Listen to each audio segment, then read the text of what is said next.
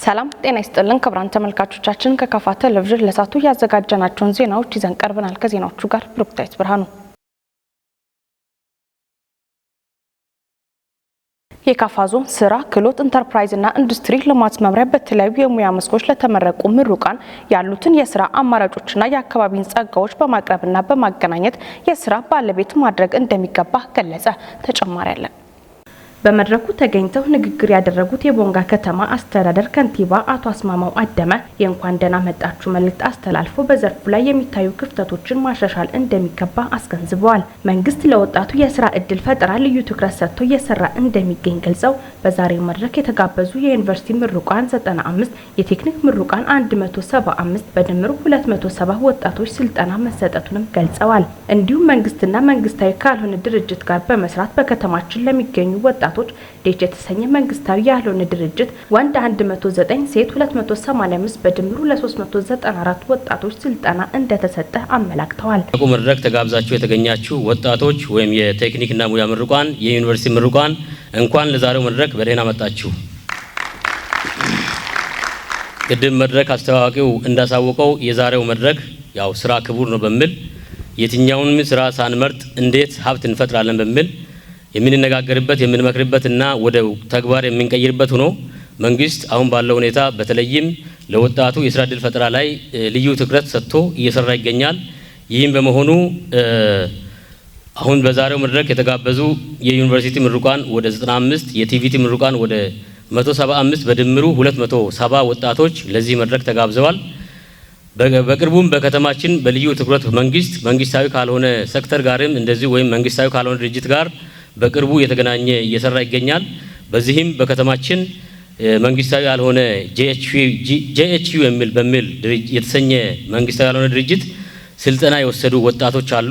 በአራት ዙር ስልጠና የወሰዱ ወንድ 109 ሴት 285 በድምሩ 394 ወጣቶች ስልጠና ወስደው አደረጃጀቱ እያለቀ ይገኛል። ይሄ ቅድመ ዝግጅት ስራ ተሰርቶ በየቀጠናው ምልመላ ተደርጎ በዚህ ዘርፍ ተሰማርቶ አሁን የበጎ አድራጎት ስራ እየሰሩ ያሉ ወጣቶች አሉ። ከነዚህ ተመልምሎ ቅድም የተገለጸው ቁጥር ስልጠና የወሰደ ሲሆን ይሄም በቅርብ ጊዜ አደረጃጀቱ አልቆ ለአንድ ማህበር የመነሻ ካፒታል ከ150 ሺህ ብር እስከ 150 ሺህ ብር የማግኘት እድላቸው በቅርቡ የሚያገኙ ይሆናል። ይሄም ከኦሮሚያ ባንክ ጋር በማገናኘት የተሰራ ነው። ያለ ምንም ኮላተራል ወይም ማስያዣ ሳይኖር በዚሁ ባደረጃጀት ይሄ ምቹ ድል እየተፈጠረ ይገኛል። ይሄንን ደግሞ በብቃት ስንወጣ ሌሎች ቀሪዎችንም እያሰፋ ስለሚሄድ እኛም አሁን በከተማችንም ባለው አቅም ዞኑም እንደዚሁ ዞኑ በተደረገ ድጋፍ በከተማችን 10 ሼድ የዶሮ እርባታ ሼድ እንዲሰራ ተብሎ ዞኑ 5 ሼድ በእኛ በከተማ አስተዳደር እንደዚሁ 5 ሼድ አዘጋጅተን በተለይ የገበያ ጉለትን ለመሙላትም ይሁን ኢኮኖሚካልም ወጣቱ ቶሎ ኢኮኖሚውን ወይም ሀብት ፈጥሮ የሚወጣበት ስራ በዶሮ መንደር ወይም ዶሮ እርባታ ላይ እንዲሰማራ ልዩ ትኩረት ተሰጥቶ እየተሰራ ይገኛል። ስራ ክህሎት ኢንተርፕራይዝ እና ኢንዱስትሪ መምሪያ ኃላፊ አቶ ሚሊዮን ኃይሌ በበኩላቸው እንደ ሀገር ስራ ፈላጊ ዜጎችን በአካባቢው ያሉትን ጸጋዎች በመለየት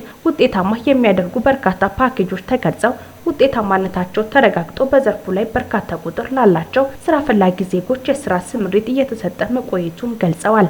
በተለይ አሁን ተምሮ ቤት ስራ ሳያገኙ ሲቀመጡ ቤተሰብ ውስጥ ጭቅጭቅ፣ ወጣቶችን በጭንቀት በስትረስ ሌላ ችግር ውስጥ ሌላ አላስፈላጊ ሱሶች ውስጥ የመግባት ሁኔታዎችን እንደ ተቋማችን ያው ስራ ባህሪ ይሄንን የማጥናት የማስተካከል ጉዳይም ስለሚመለከተን ስናጠና እነኚህን ነገሮችን አግኝተናል።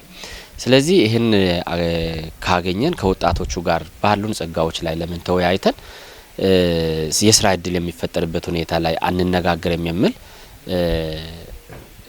ሁኔታዎች ላይ አጥንተን ተግባብተናል። በዚህ ጉዳይ ላይ ስናይ እንግዲህ አሁን ባለው ሁኔታ ላይ በተለይ የመንግስት ተቀጣሪ የሚሆን እድል እጅግ በጣም ጠባብ ነው። በየአመቱ ከኮሌጆችና ከዩኒቨርሲቲዎች በርካታ ወጣቶች ይመረቃሉ።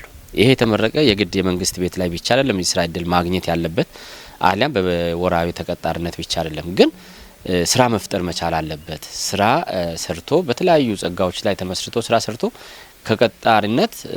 ከተቀጣሪነት ሌላውን የሚቀጥርበት ከዛም ባሻገር ደግሞ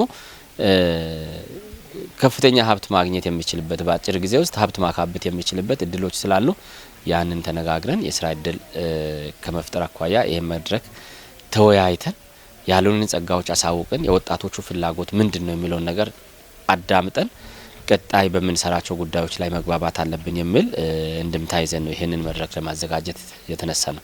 መንግስትን በዚህ ዘርፍ ላይ ትኩረት በመስጠት ከቅርብ ጊዜ ወዲህ በክህሎት ላይ የተመሰረተ የስራ እድል ፈጠራ ተግባራዊ እየተደረገ ይገኛል ብሏል። የካፋ ዞን ዋና አስተዳዳሪ አቶ እንዳሻው ከበደ በበኩላቸው የመንግስት እጅ ሳንጠብቅ ሁላችንም ስራ ሳንቅ ተጋግዘን ከሰራን የሚጠበቀውን ውጤት ማምጣት እንደሚቻል አብራርተዋል። ስራ ካልያዝኩ ስራ የለኝም የሚል ነገር እንደ ብቸኛ አማራጭ ላይ ወሰድ የሚችልበት ሁኔታ መኖር መቻል አለበትና ያንን ነው የሚያሳየው። የስራ ባህላችን አሁን መቀየር መቻል አለበት።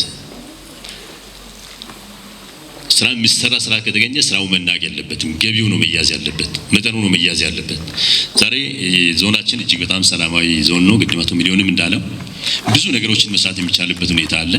ብዙ ማግኘት የሚቻልበት ሁኔታ አለ። ብዙ ገበያን የሚስቡ ነገሮች አሉ።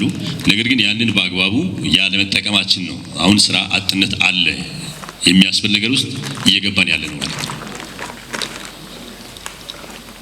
ይሄ ካለ ደግሞ ይሄን በአግባቡ ተጠቅመን መስራት የሚችልበትና ኑሯችንን መለወጥ የሚችልበት ሁኔታ እንዲኖር ማስቻል ያስፈልጋል። የካፋ ዞን ዋና አስተዳዳሪ አቶ እንዳሻው ከበደ፣ የብልጽግና ፓርቲ ዋና ተጠሪ አቶ አጥናፉ ኃይሌ፣ ሁሉም የዞን አስተባባሪዎችና ሌሎች ባለድርሻ አካላት ተሳታፊ ሆነዋል። የጊምቦ ወረዳ ገቢዎች ባለስልጣን ቅርንጫፍ ጽህፈት ቤት አዲሱ የመሬት መጠቀሚያ አዋጅና ደንብ ላይ ከሚመለከታቸው አካላት ጋር ውይይት አደረገ።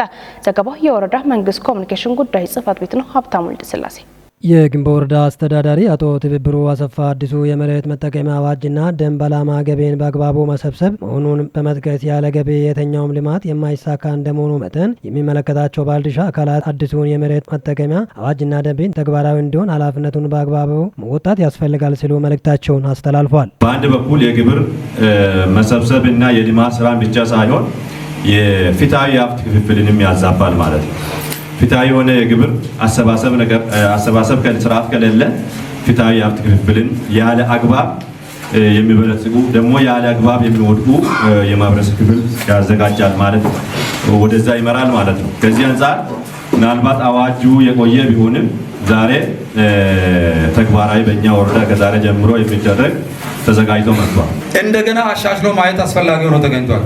በዚህ ምክንያት ሰፊ ጥናት ከፌደራል እስከ ክልል መዋቅር ድረስ ከፍተኛ ባለሙያዎች ጥናት ሲያደርጉ ቆይተዋል። ይሄ ጥናት በክልሉ ርዕሰ መስተዳደር እና በተከበሩ የምክር ቤቱ ኃላፊ ወይም ጽህፈት ቤት ኃላፊ ጸድቆ ወደ ታች በየደረጃው እየወረደ ይገኛል። ዛሬ እኛ ጋር ደርሰዋል ማለት ነው። በዕለቱ የወረዳ ሴክተር አመራሮችና ቀበሌ አስተዳዳሪዎች የተገኙ ሲሆን አቶ ሰጣ አለም ጎንዬ የታክስ አወሳሰና አስመላሽ ባለሙያ 2016 ዓ.ም አዲሱ አዋጅ 28/2016 ዓ.ም የገጠር መሬት መጠቀሚያና የእርሻ ስራ ግብር ዙሪያ ሰነድ አቅርቧል። ቀደም ሲል ከገጠር መጠቀሚያ መሬት መንግስት ማግኘት ያለበትን ገቢ ያላገኘ መሆኑን ጽሕፈት ቤቱ ኃላፊ አቶ አዲሱ አየለ ጠቅሰው የመሬት ለምነት የሚቀንስ ባህር ዛፍ ላይ ልዩ ግብር የተወሰነ ሲሆን በአዋጁ ላይ የእርሻ መሬት የሚመጥን መመሪያ ነው ሲሉ ገልጸዋል። የህይወት ክህሎት እና የስብዕና ግንባታ ላይ በመስራት ሀገር ተረካቢና ተተኪ ትውልድ እንዲሆኑ መስራት እንደሚገባ ተገለጸ። የደቡብ ምዕራብ ኢትዮጵያ ህዝቦች ክልላዊ መንግስት ሴቶች ህጻናትና ወጣቶች ጉዳይ ቢሮ በቴፒ ከተማ ለሚገኙ ወጣቶች የህይወት ክህሎት ስልጠና እየሰጠ ይገኛል። ዘገባው የክልሉ መንግስት ኮሚኒኬሽን ጉዳይ ጽህፈት ቤት ነው። ምረት ማሙ የህይወት ክህሎትንም የስብዕና ግንባታ ላይ በመስራት ሀገር ተረካቢና ተተኪ ትውልድን ለመፍጠር መስራት እንደሚገባም ተገለጸም። የደቡብ ምዕራብ ኢትዮጵያ ህዝቦች ክልላዊ መንግስት ሴቶች ህጻናትና ወጣቶች ጉዳይ ቢሮ በቴፒ ከተማ ለሚገኙ ወጣቶች የህይወት ክህሎት ስልጠና ሰጥቷል። የሸካ ዞን ሴቶች ህጻናትና ማህበራዊ ጉዳይ መምሪያ ኃላፊ ወይዘሮ ትዕግስት ከበደ በወቅቱ ባስተላለፉት መልእክት በህይወት ክህሎት ዙሪያ ለታዳጊ ወጣቶች የግንዛቤ ማስጨበጫ መስጠት ለስብዕና ግንባታ ያለው ሚና ከፍተኛ ነው ብሏል። በዚህ ጊዜም የመክፈቻ ንግግር ያደረጉት የቴፒ ከተማ ምክትል ከንቲባና የገቢዎች ጽህፈት ቤት ኃላፊ የህይወት ክህሎትና የስብዕና ግንባታ ላይ በመስራት ሀገር ተረካቢና ተተኪ ትውልድን ለመፍጠር መስራት እንደሚገባ ተገለጸም። የደቡብ ምዕራብ ኢትዮጵያ ህዝቦች ክልላዊ መንግስት ሴቶች ህጻናትና ወጣቶች ጉዳይ ቢሮ በቴፒ ከተማ ለሚገኙ ወጣቶች የህይወት ክህሎት ስልጠና ሰጥቷል። የሸካ ዞን ሴቶች ህጻናትና ማህበራዊ ጉዳይ መምሪያ ኃላፊ ወይዘሮ ትዕግስት ከበደ በወቅቱ ባስተላለፉት መልእክት በህይወት ክህሎት ዙሪያ ለታዳጊ ወጣቶች የግንዛቤ ማስጨበጫ መስጠት ለስብዕና ግንባታ ያለው ሚና ከፍተኛ ነው ብሏል። በዚህ ጊዜ ጊዜም የመክፈቻ ንግግር ያደረጉት የቴፒ ከተማ ምክትል ከንቲባና የገቢዎች ጽህፈት ቤት ኃላፊ አቶ ደመላሽ ገዳ በበኩላቸው ለወጣቶች የህይወት ክህሎትና ስብዕና ግንባታ ስልጠና መሰጠት በቀጣይ ጊዜም ተተኪ አምራች ትውልድን ለመፍጠር ሚናው የጎላ ነው ሲሉ አንስተዋል። አቶ ደመላሽ አክለውም በዚህና መሰል ዘርፎች ላይ የአቅም ግንባታ ስልጠናዎች ተጠናክሮ ሊቀጥሉ ይገባል ሲሉም ተናግረዋል። የክልሉ ሴቶች ህጻናትና ወጣቶች ጉዳይ ቢሮ ምክትል ኃላፊና የወጣቶች ዘርፍ ኃላፊ ወይዘሮ ራሄል ሌዊ በበኩላቸው የክልሉ ሴቶች ህጻናትና ወጣቶች ጉዳይ ቢሮ ምክትል ኃላፊና የወጣቶች ዘርፍ ኃላፊ የሆኑት ወይዘሮ ራሄል ሌዊ በበኩላቸው ከክልላችን ህዝብ ቁጥር ከ1.2 ሚሊዮን በላይ የሚሆኑ ወጣቶች መሆናቸውን ጠቁመው እነዚህን ከፍተኛ ቁጥር ያላቸውን ወጣቶች የህይወት ክህሎትና የስብዕና ግንባታ ስልጠና በመስጠት ሀገር ተረካቢ ትውልድ እንዲሆኑ መስራት ያስፈልጋልን ብሏል። በሸካ ዞን ቴፒ ከተማ የተሰጠው የህይወት ክህሎት ስልጠና በሁሉም የክልል አካባቢዎች ተጠናክሮ እንደሚቀጥል ወይዘሮ ራሄል ሌዊ ጠቁሟል። የቢሮ የወጣቶች ስብዕና ልማት ስራዎች ዳይሬክቶሬት ዳይሬክተር አቶ ሳምሶን ተሾመም በወጣቶች የህይወት ክህሎት ዙሪያ የተዘጋጀውን ስልጠና ሰነድ አቅርበዋል። አሜሪካ እስራኤል በኢራን ላይ በምትወስደው የአጸፋ እርምጃ እጄን አላስገባም አለች። ኢራን በበኩሏ አሜሪካ የእስራኤልን መልሶ ማጥቃት የምታግዝ ከሆነ በመካከለኛው ምስራቅ የሚገኙ ወታደራዊ ጣቢያዎቿን እመታለሁ ስትል ዝታለች። ዘገባ የአልአይን ነው። ሰለሞን ተሰማ። Iran launched more than 300 cruise missiles ballistic. ፕሬዝዳንት ጆ ባይደን ከእስራኤል ጠቅላይ ሚኒስትር ቤንያሚን ኔታንያሁ ጋር በስልክ ሲወያዩ እስራኤል የምትወስደው የአጸፋ እርምጃ ጥንቃቄ በዛበት እንዲሆን ማሳሰባቸው ተገልጿል። ባይደን ከኢራን ከተተኮሱ ከ300 በላይ ሚሳኤሎችና ድሮኖች ማክሸፍ የቻለችው እስራኤል ወታደራዊ በላይነቷን ያሳየችበት መሆኑን ለኔታንያሁ መናገራቸውን የጠቀሰው ሮይተርስ ቴል አቪቭ ምላሽ እንዳትሰጥ ስለማስጠንቀቃቸው ግን ያለው ነገር የለም። የአሜሪካ ጦር መርከቦች እና አውሮፕላኖች ከኢራን የተተኮሱ ከ80 በላይ ድሮኖች እና 6 ባሊስቲክ ሚሳኤሎችን በኢራቅ ሰማይ መተው መጣላቸው ተመላክቷል። ወደ መካከለኛው ምስራቅ ተጨማሪ ጦር የላከችውና የጦር መርከቦቿን ከኢራን የሚተኮሱ ሚሳኤሎችን እንዲያከሽፉ ዝግጁ ያደረገችው ዋሽንግተን ቴል አቪቭ ለምትፈጽመው የአጸፋ ምላሽ ግን ድጋፍ አላደርግም ብላለች። የብሔራዊ ደህንነት ቃል አቀባዩ ጆን ከርቢ እስራኤል በኢራን ላይ ከምትፈጽመው ጥቃት ውጪ ግን የዋሽንግተን ወታደራዊ ድጋፍ እንደማይለያት ነው ያነሱት። 5 አባላት ያሉት የእስራኤል የጦር ካቢኔ በትናንትናው ዕለት ባካሄደው ስብሰባ በኢራን ላይ የሚፈጸመው የአጸፋ እርምጃ ላይ ቢስማማም መቼና በምን ያህል መጠን በሚለው ዙሪያ ልዩነቶች ተንጸባርቀዋል ተብሏል። የጦር ካቢኔው አባል ቢን ጋንዚ ቀጠናዊ ጥምረት መስርተን እኛ በሚመቸን ጊዜና ሁኔታ በኢራን ላይ እርምጃ እንወስዳለን ብለዋል። የመከላከያ ሚኒስቴሩ ዮቭ ጋላንትም ኢራን የፈጸመችው ጥቃት እስራኤል ስትራቴጂካዊ አጋሮቿን እንድታፈራ እንደሚያደርጋትና አጸፋዊ እርምጃው አይቀሬ ስለመሆኑ የሚያመለክት አስተያየት ሰጥተዋል። ኢራን በበኩሏ እስራኤል የአጸፋ እርምጃ የምትወስድ ከሆነ ቀጣዩ ጥቃት ይከፋል ስትል አስጠንቅቃለች። አሜሪካ የእስራኤልን መልሶ ማጥቃት የምታግዝ ከሆነ በመካከለኛው ምስራቅ የሚገኙ ወታደራዊ ጣቢያዎቿ እንደሚመቱ ነው የኢራን ጦር አዛዥ ሜጀር ጀነራል ሙሐመድ ባግሃሪ ያሳሰቡት።